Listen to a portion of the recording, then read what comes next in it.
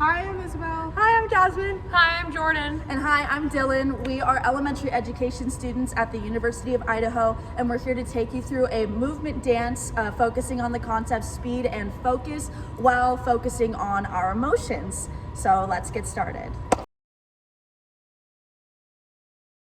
So for our introduction activity today, we're going to focus on mirroring body language. So to do this, we're going to have student 1, which is modeled by Jordan, pick an emotion and start acting out an action to go with it.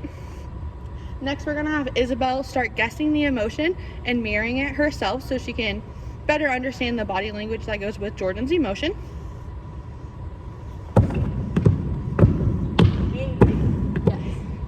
After the student guesses the emotion, they are going to switch for this example. Relax.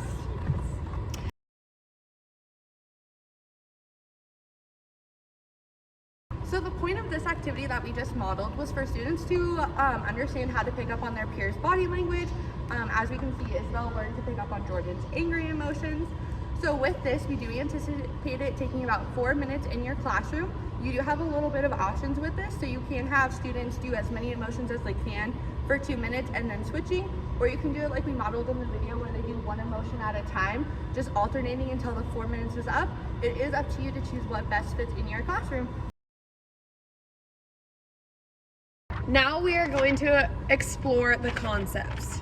Our concepts for this lesson are speed and focus. To do this, these 3 individuals will play a modified game of tag. This lesson is based on 45 minutes.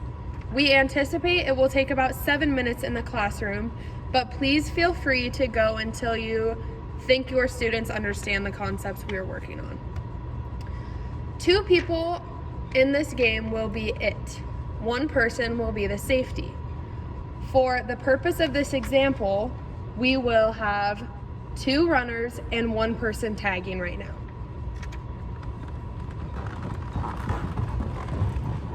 Now, if you watch the runner or the tagger, she focused on this runner.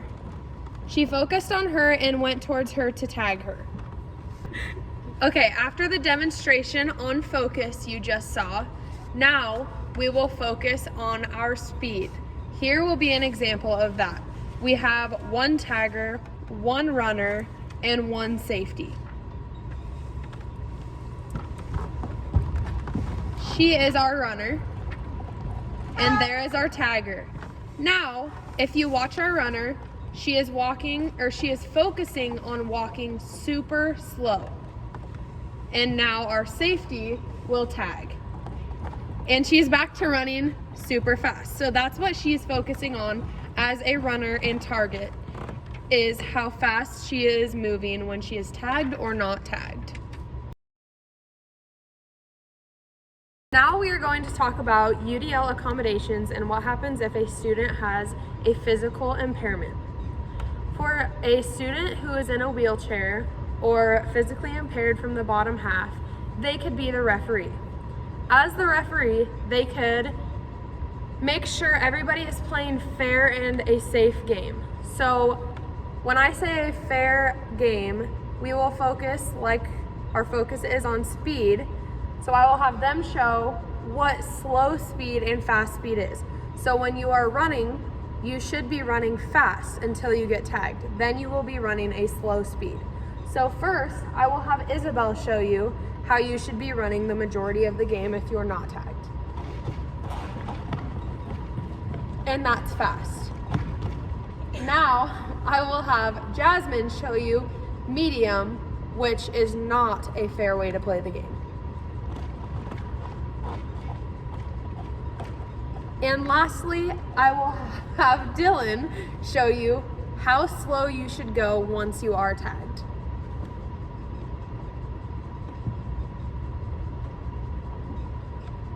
Perfect, thank you. And if you have anybody in your classroom that has upper body impairments and can still run around, they could be the safety because they can still go find the students who have been tagged.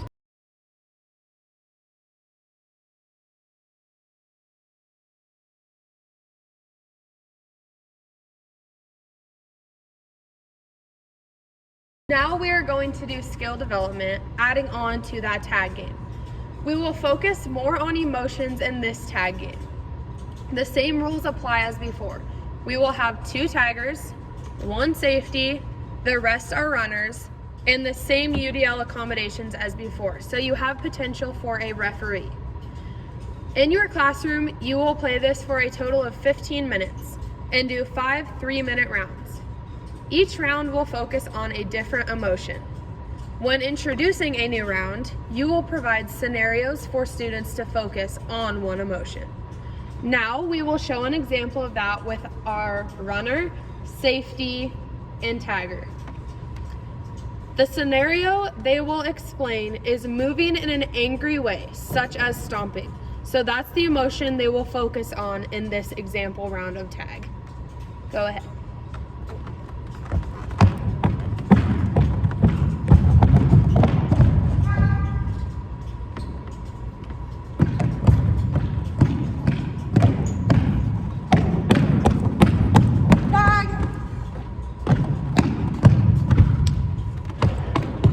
Okay, as you see, they all had very loud tones as if they were angry, and they were all stomping in their targeted positions. As we begin each round of tag in the classroom, the students will focus on one emotion. The teacher will give a scenario for the students, and they will understand the emotion they are supposed to show. So the scenario these 3 will be showing is, imagine your classmate took your favorite toy, but you can't prove it to your teacher. How angry would you feel? Use that feeling when you play this round. So as I've said the scenario, now these 3 students will each show us how they would feel through their body language and emotions.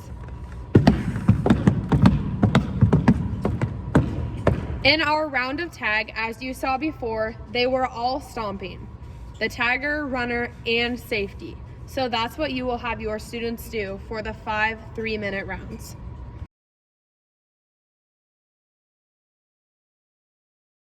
We are still in our skill development, and we will just give you a few more examples to use within your classroom. This scenario is, imagine that you only got 2 hours of sleep last night and your mom made you get up early and do chores. How would you feel? So they are demonstrating tiredness with that body language. Now, your mom bought you tickets to your favorite band's concert for your birthday. How would you feel? And what emotion are you showing? Happy. Excited.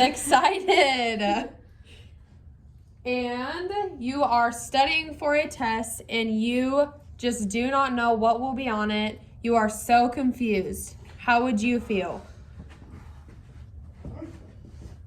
So not ready for the test. Okay, yes, those are definitely example scenarios that you can use within your classroom.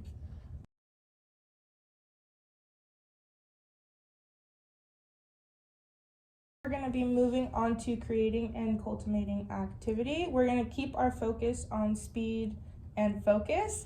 And this is intended to be 15 minutes in your classroom. It is still part of the 45-minute lesson, but you can shorten it or adjust it to whatever you need in your classroom. Before I explain the game, I am going to talk about UDL for the Ninja game, which is what we are going to be talking about.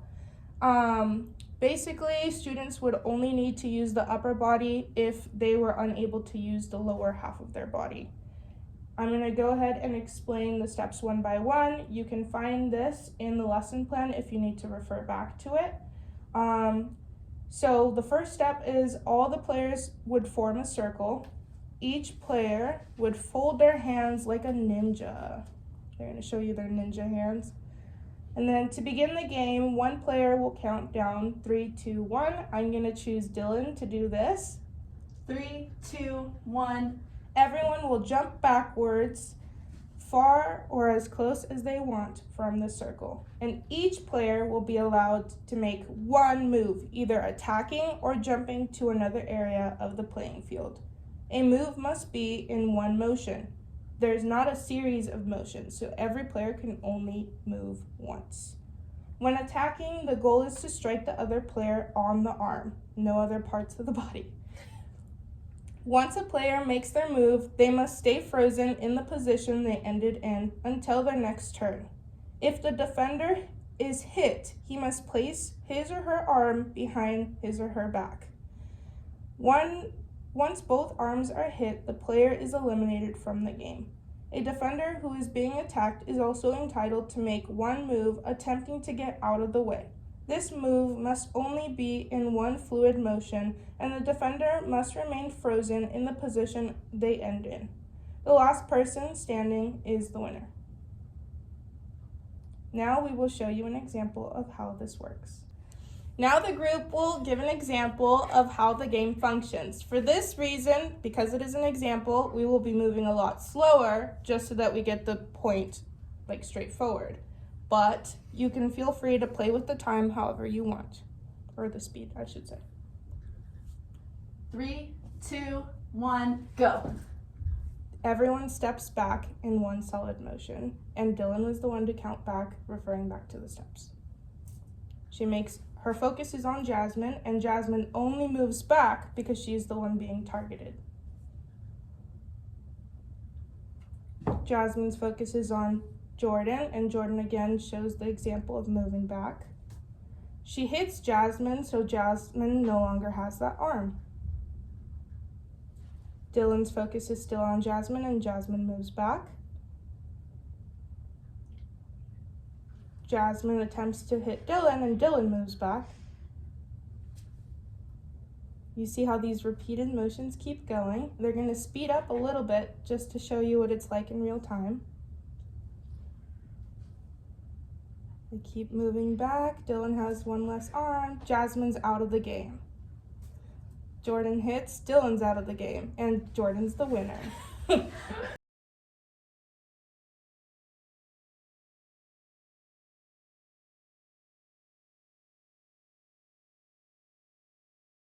For the purpose of explaining the UDL for the ninja game a little further, all of the contestants are going to be sitting down in their chairs and they're going to be playing as if only with their arms.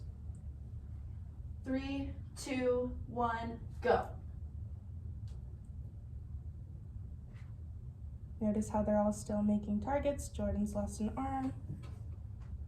Jasmine's lost an arm. You're still focusing on your person. Jasmine's out of the game. Dylan moves a hand out. They move a hand out. And Dylan is out, one arm. And Jordan's out of one arm. And that's how you would play the game for UDL. If a student doesn't feel comfortable playing the game, they can, much like tag, still be the referee and talk to players if they're not following the rules correctly or if there's something that they're missing in the game.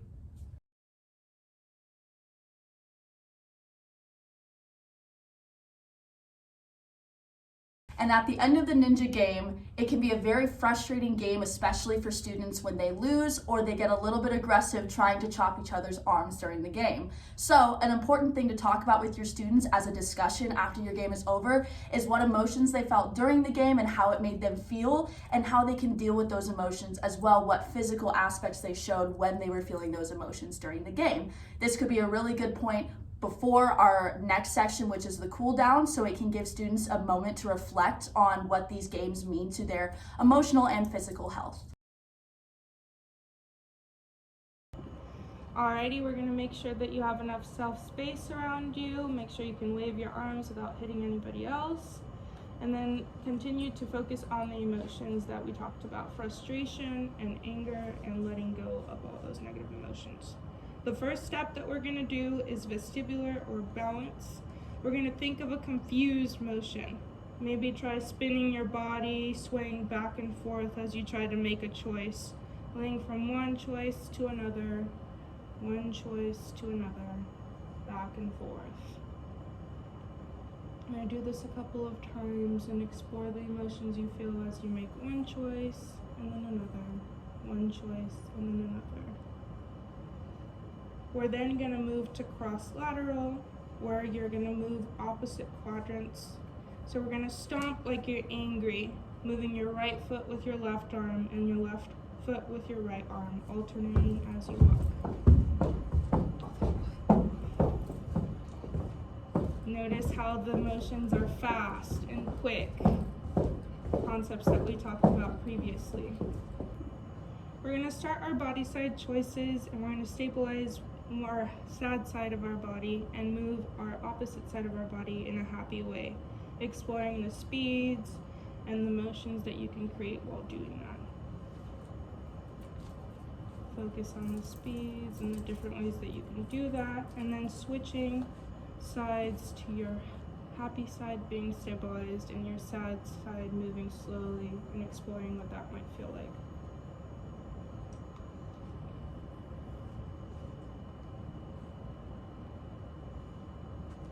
And switching back to your happy and energetic and moving and moving and moving and sad and slow. And then we're going to move into our upper body grounding, still stabilizing one half of your body while moving the other. And imagine that you're tired and you're slumped over and you've had a long day and you haven't had enough sleep and you're letting your upper body hang over your lower body, moving back and forth, just feeling that tiredness over and over and over again. Just haven't got enough sleep. And then we're going to move to head and tail, where you have a lively spine and you're bending and wiggling your happy emotions upwards, just shaking it off, shaking all that negative emotion off. And we're going to lean towards sad and tired emotions and wiggle your body down to your feet and going back to that negative emotion that we felt at the beginning of the game. And then we're going to move to core distal, where you're going to curl to your core, engaging your muscles. You're going to imagine that you're super excited, and from your ball, jump up as big as you can and express that energy outward. And then going back to your core, curling up tight, and then jumping as big and expressing that energy outward. And then we're going to sit down on the ground, and we're going to start from our head and figure that there's little raindrops falling across your face and down your arms, fast little raindrops, and focusing on the cooling sensations you get. And then we'll move down to our legs, and our tapping becomes heavy and slow, patting, more aggressive. And think about the differences and emotions that come to mind when you do that. And then we're going to go back up to our heads and do taps, fast taps down our face, down our arms. And one more time, do heavy, slow pats on your legs, all the way down to your feet. And lastly, we're going to focus on breathing. We're going to bring our attention back to our core, taking deep, big breaths. And as we breathe, we're going to remember all the emotions we explored today. As we breathe in, we're going to remember the negative emotions, and as we breathe out, we're going to let go of them, exploring the different experiences you had today. We're going to breathe in, thinking about those negative emotions, and breathe out, releasing them and going into a calmer state. In, all the negative emotions, and out, finally reaching your positive state.